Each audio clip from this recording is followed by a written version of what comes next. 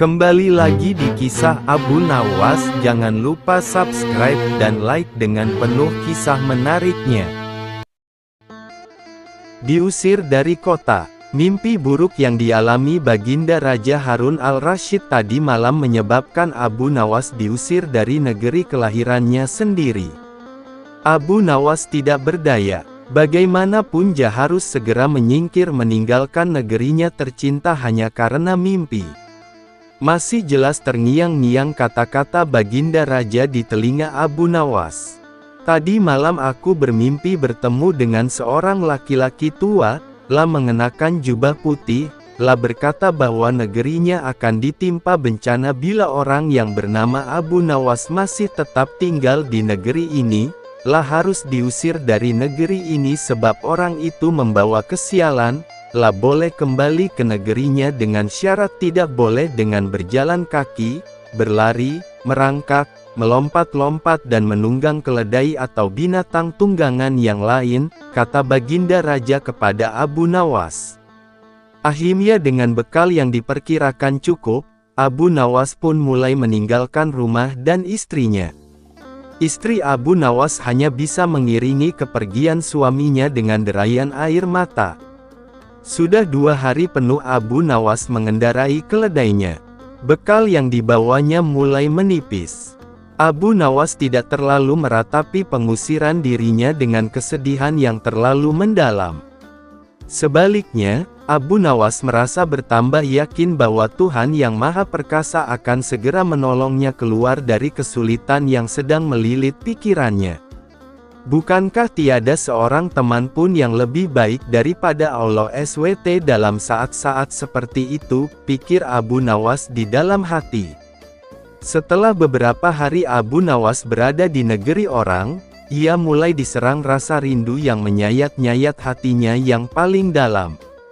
Rasa rindu itu makin lama makin menderu-deru seperti dinginnya jam harir, sulit untuk dibendung. Memang, tak ada jalan keluar yang lebih baik daripada berpikir, apakah dengan akal harus melepaskan diri? Apakah aku akan meminta bantuan orang lain dengan cara menggendongku dari negeri ini sampai ke istana Baginda? Tidak akan ada seorang pun yang sanggup melakukannya. Aku harus bisa menolong diriku sendiri tanpa melibatkan orang lain, pikir Abu Nawas. Pada hari ke-19, Abu Nawas tidak lagi mengindahkan larangan Baginda Raja Harun al-Rasyid. Setelah segala sesuatunya dipersiapkan, Abu Nawas berangkat menuju ke negerinya sendiri. Perasaan rindu dan senang menggumpal menjadi satu. Kerinduan yang selama ini melecut-lecut semakin menggila karena Abu Nawas tahu sudah semakin dekat dengan kampung halaman. Mengetahui Abu Nawas bisa pulang kembali, penduduk negeri gembira. Desas-desus tentang kembalinya Abu Nawas segera menyebar secepat bau semerbak bunga yang menyerbu hidung.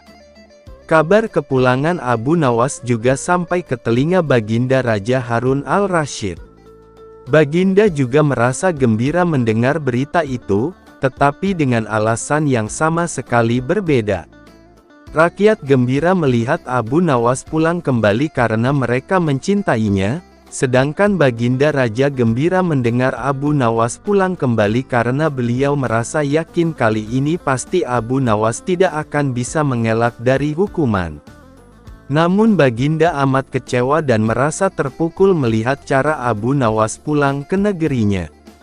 Baginda sama sekali tidak pernah membayangkan kalau Abu Nawas ternyata pulang dengan cara bergelayut di bawah perut keledai, sehingga Abu Nawas terlepas dari sanksi hukuman yang akan bergelayut di bawah perut keledai, sehingga Abu Nawas terlepas dari sanksi hukuman yang akan dijatuhkan karena memang tidak bisa dikatakan telah melanggar larangan Baginda Raja, karena Abu Nawas tidak mengendarai keledai. Tertipu sandal ajaib. Kampung tempat tinggal Abu Nawas lama-kelamaan membuatnya merasa tak nyaman karena banyaknya orang yang menumpuk-numpuk harta dengan menghalalkan segala cara.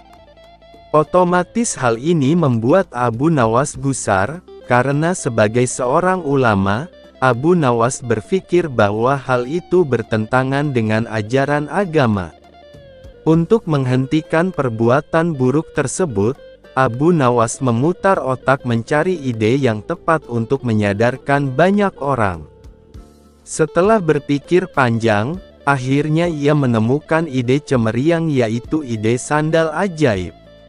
Dengan mengambil peralatan sederhana, berangkatlah ia ke pasar untuk gelar tikar menjual sandal. Sandal ajaib, sandal ajaib, sandal ajaib, kata Abu Nawas berkali-kali di pasar. Sesaat kemudian muncullah salah seorang pemuda yang melihat-lihat barang dagangannya. "Silahkan tuan, mau mencari apa?" tanya Abu Nawas. "Saya ingin mencari sandal yang bisa merubah hidupku yang miskin ini," jawab pemuda itu. "Apa maksud tuan?" tanya Abu Nawas. "Saya ini sudah lama hidup miskin dan ingin sekali kaya raya. Saya ingin membeli barang yang bisa memberikan saya keberuntungan," kata pemuda itu. Sejurus kemudian, Abu Nawas menawarkan salah satu sandal ajaibnya, mengatakan bahwa sandal itu akan merubah penggunanya dari tak punya menjadi orang yang punya. Karena tertarik, pembeli itu akhirnya jadi juga membeli sandal ajaib itu walaupun dengan harga yang lumayan mahal. Si pemuda langsung saja memakai sandal itu berkeliling kampung dengan harapan semoga keberuntungan segera berpihak kepadanya. Akan tetapi, harapannya tak kunjung terwujud.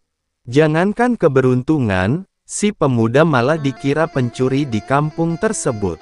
Untung saja para warga tak sampai menghakiminya. Karena merasa tertipu, pemuda itu kembali lagi menemui Abu Nawas untuk protes. "Assalamualaikum," sapa pemuda itu. "Waalaikumsalam. Ah, ternyata tuan, bagaimana kabar tuan?" tanya Abu Nawas. "Kabar jelek. Aku sering ditimpa kemalangan gara-gara sandal ini. Padahal dulu engkau mengatakan kalau sandal ini bisa mendatangkan keberuntungan, bisa menjadi kaya dan terkenal. Tapi mana buktinya?" protes si pembeli. "Seingat saya tidak pernah mengatakan seperti itu tuan," sangga Abu Nawas. "Saya hanya mengatakan bahwa bila tuan pada mulanya orang yang tidak punya, maka dengan membeli sandal ini tuan akan menjadi orang yang punya. Buktinya sekarang tuan sudah memiliki sandal ajaib ini," lanjut Abu Nawas. Begitu mendengar penuturan Abu Nawas, pemuda itu hanya bisa diam. Ia menyadari bahwa dirinya sedang salah tafsir. "Lalu mengapa engkau mengatakan bahwa sandal ini ajaib?" tanya si pemuda. "Karena merek sandal ini adalah ajaib, sandal ajaib," jawab Abu Nawas. Akhirnya pemuda itu pergi begitu saja tanpa mengucapkan sepatah kata pun. "Tunggu tuan, saya ingin mengatakan sesuatu kepada tuan. Mungkin saja akan ada manfaatnya," kata Abu Nawas. "Jangan percaya kepada barang ajaib, karena percaya pada sesuatu selain Tuhan bisa membuat kita syirik dan akan mendapatkan kesusahan di dunia dan akhirat kelak.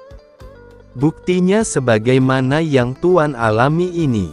Oleh karena itu segeralah bertobat kepada Tuhan," kata Abu Nawas. Mendengar penuturan Abu Nawas, sepertinya pemuda itu menyadari kesalahannya.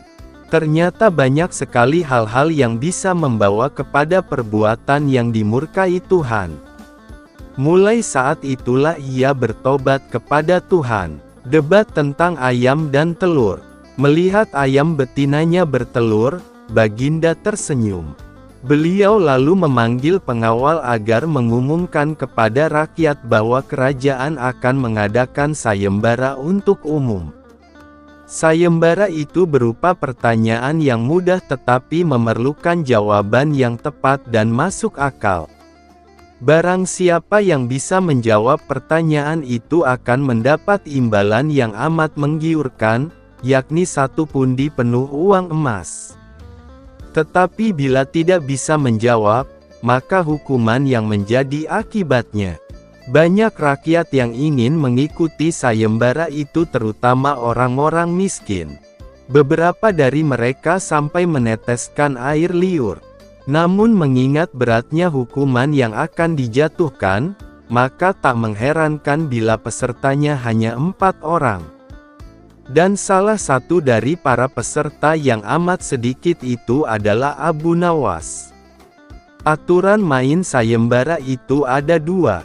Pertama, jawaban harus masuk akal. Kedua, peserta harus mampu menjawab sanggahan dari Baginda sendiri.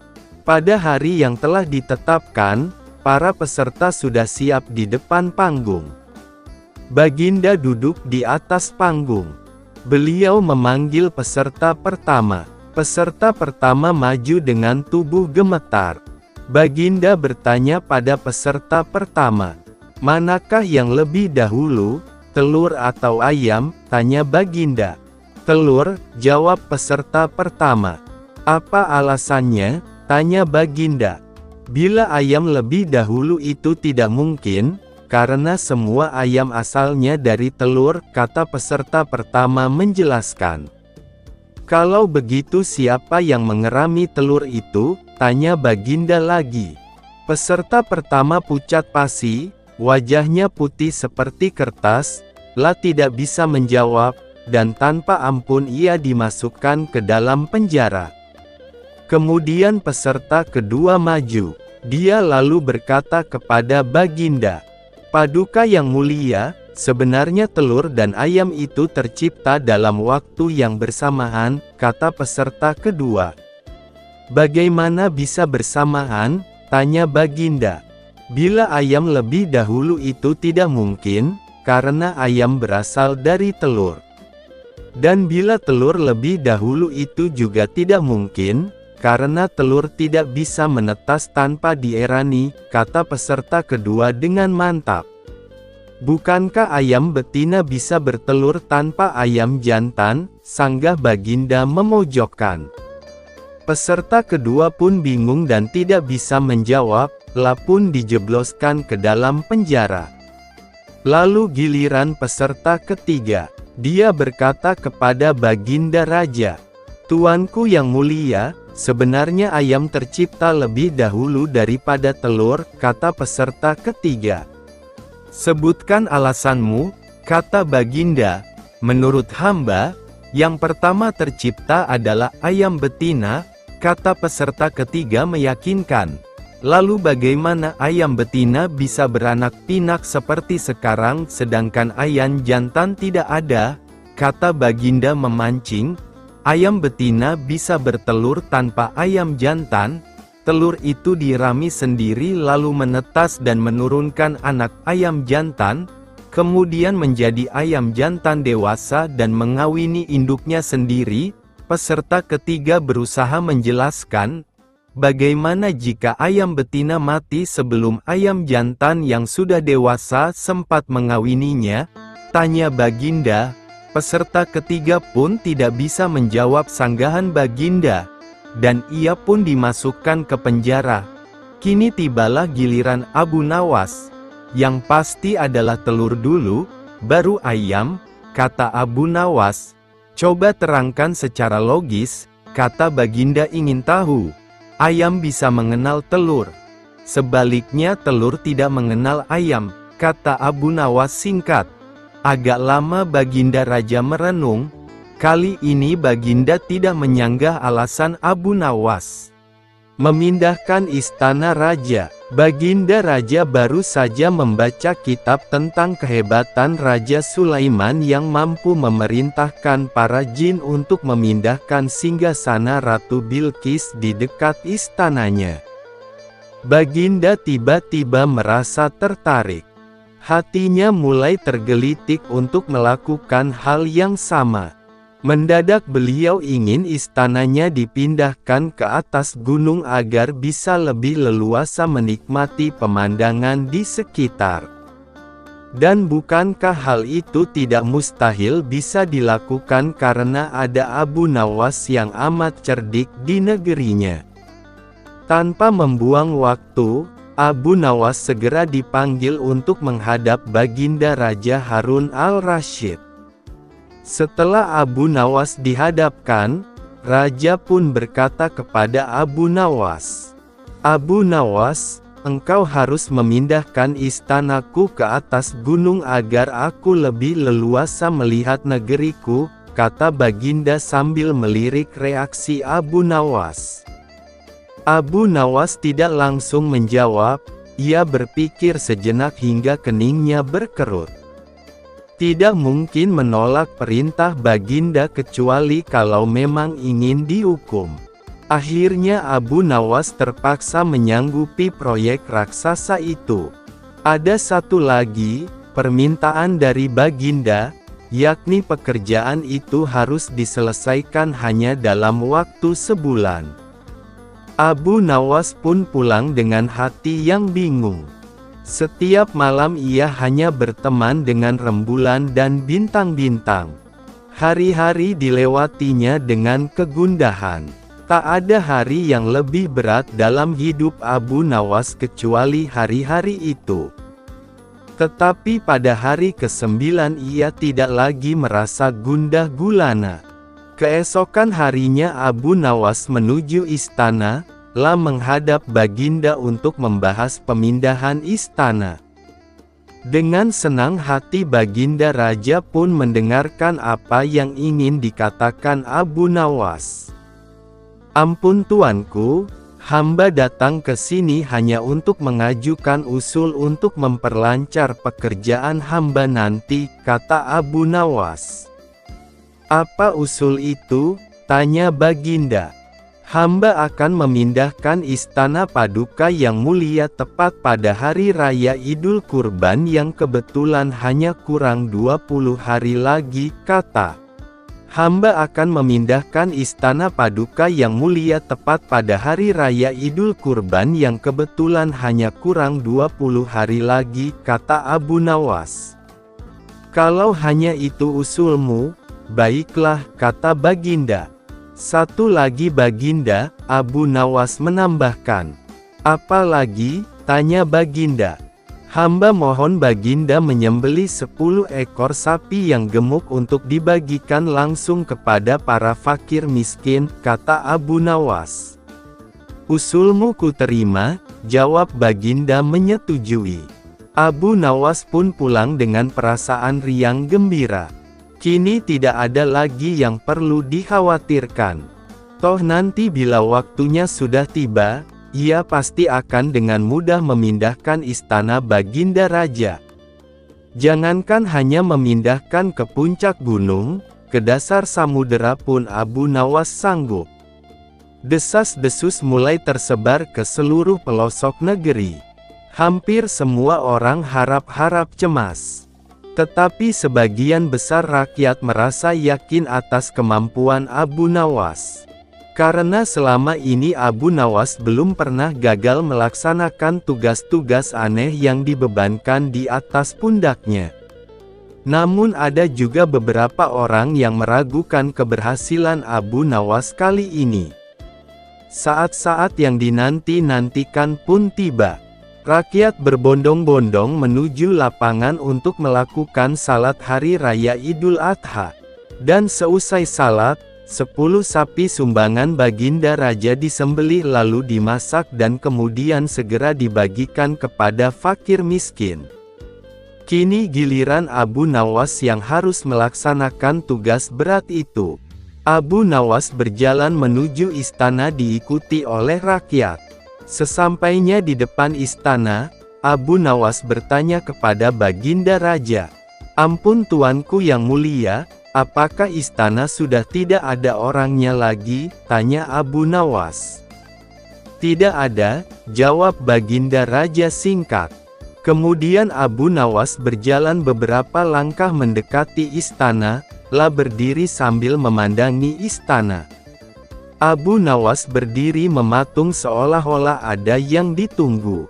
Baginda Raja pun akhirnya tidak sabar. "Abu Nawas, mengapa engkau belum juga mengangkat istanaku?" tanya Baginda Raja. "Hamba sudah siap sejak tadi Baginda," kata Abu Nawas. "Apa maksudmu engkau sudah siap sejak tadi? Kalau engkau sudah siap, lalu apa yang engkau tunggu?" tanya Baginda masih diliputi perasaan heran. "Hamba menunggu istana paduka yang mulia diangkat oleh seluruh rakyat yang hadir untuk diletakkan di atas pundak hamba. Setelah itu hamba tentu akan memindahkan istana paduka yang mulia ke atas gunung sesuai dengan perintah paduka," jawab Abu Nawas. Baginda Raja Harun al-Rasyid terpana. Beliau tidak menyangka Abu Nawas masih bisa terhindar dari hukumannya. Istana raja hancur karena lalat. Pada suatu hari Abu Nawas terlihat murung, lah hanya tertunduk lesu mendengarkan penuturan istrinya yang mengatakan kalau beberapa pekerja kerajaan atas titah Raja Harun membongkar rumahnya. Raja berdalih bahwa itu dilakukan karena bermimpi kalau di bawah rumahnya terpendam emas dan permata yang tak ternilai harganya. Namun setelah mereka terus-menerus menggali, ternyata emas dan permata tidak juga ditemukan. Parahnya, sang raja juga tidak mau meminta maaf atau mengganti rugi sedikit pun kepada Abu Nawas. Karena itulah Abu Nawas sakit hati dan memendam rasa dendam kepada perusak rumahnya. Lama Abu Nawas memeras otak, namun belum juga ia menemukan muslihat untuk membalas perbuatan Baginda. Makanan yang dihidangkan istrinya pun tidak dimakan karena nafsu makannya telah sirna. Keesokan harinya Abu Nawas melihat banyak lalat-lalat mulai menyerbu makanannya, yang sudah mulai basi.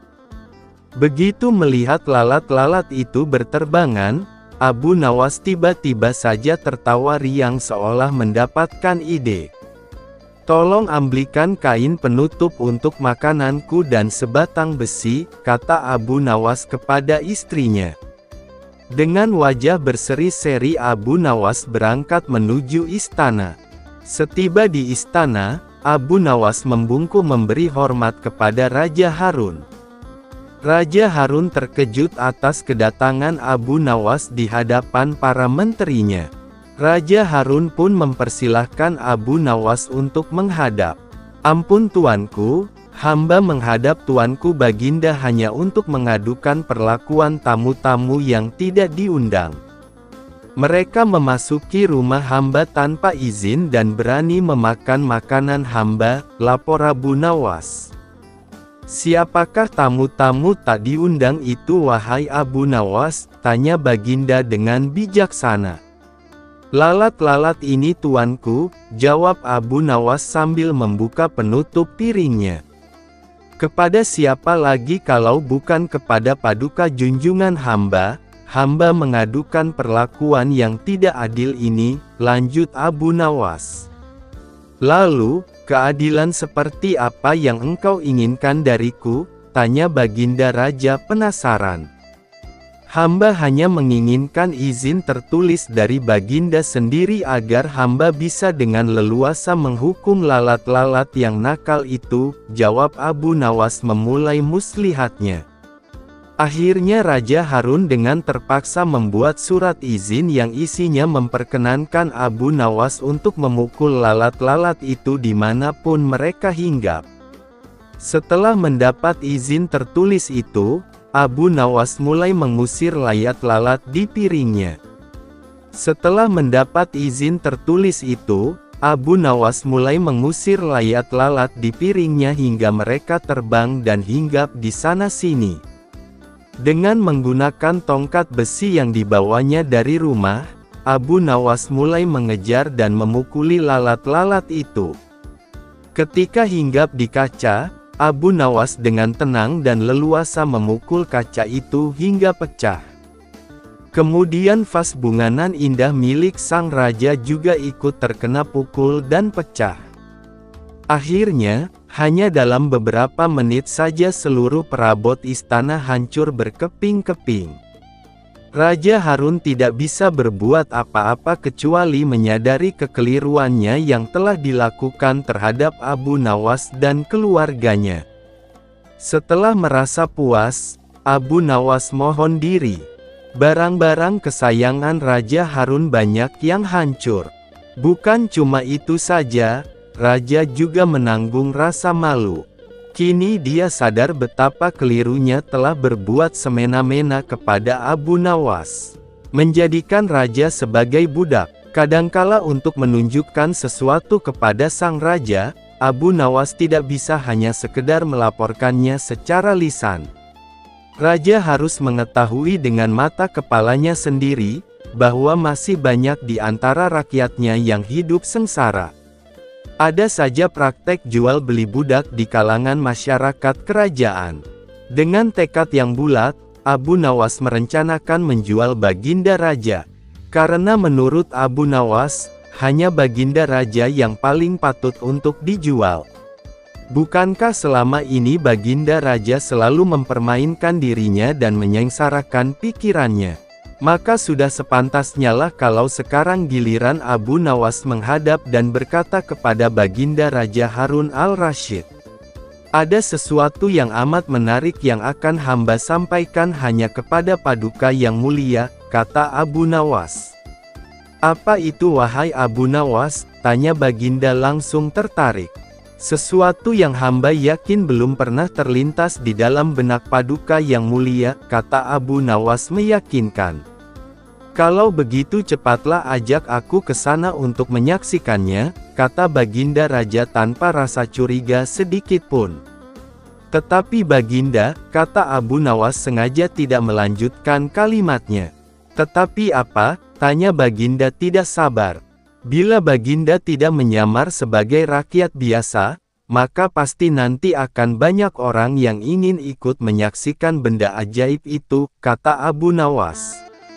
Karena begitu besar keingintahuan Baginda Raja, maka beliau bersedia menyamar sebagai rakyat biasa seperti yang diusulkan Abu Nawas. Kemudian Abu Nawas dan Baginda Raja pun berangkat menuju ke sebuah hutan.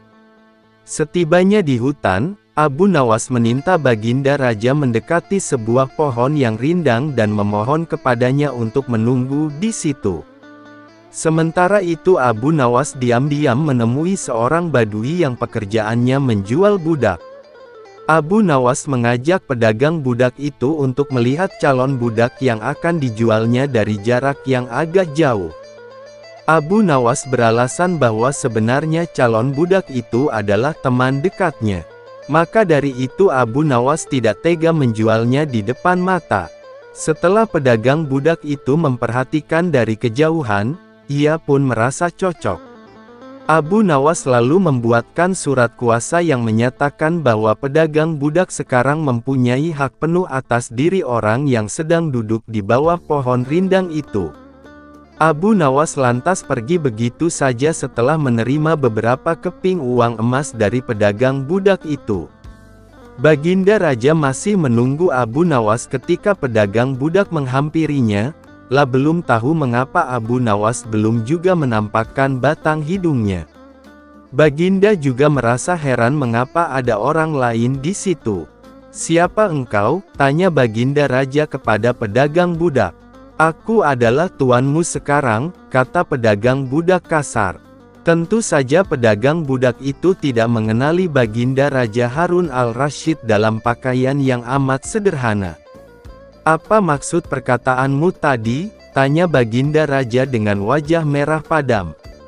"Abu Nawas telah menjual engkau kepadaku dan inilah surat kuasa yang baru dibuatnya," kata pedagang budak dengan kasar.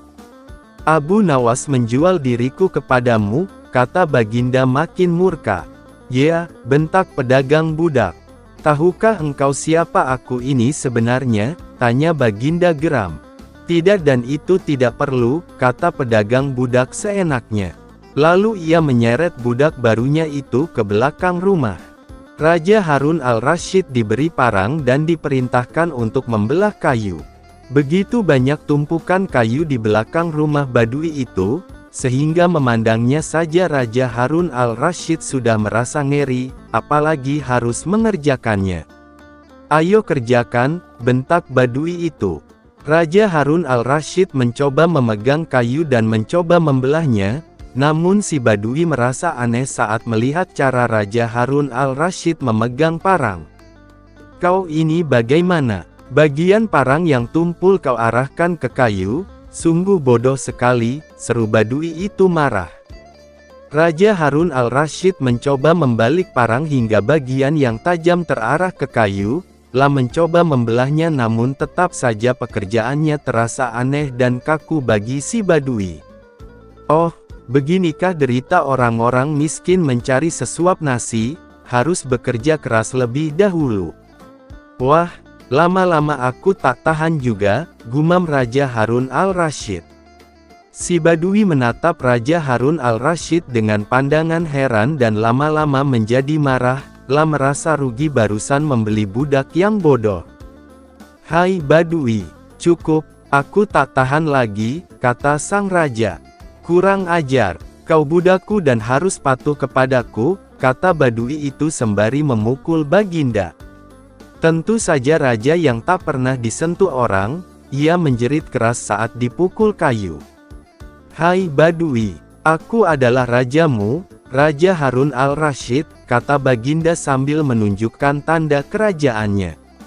Pedagang budak itu kaget dan mulai mengenali Baginda Raja, pun langsung menjatuhkan diri sembari menyembah Baginda Raja. Baginda Raja mengampuni pedagang budak itu karena ia memang tidak tahu. Tetapi kepada Abu Nawas Baginda Raja amat murka dan gemas. Ingin rasanya beliau meremas-remas tubuh Abu Nawas seperti telur.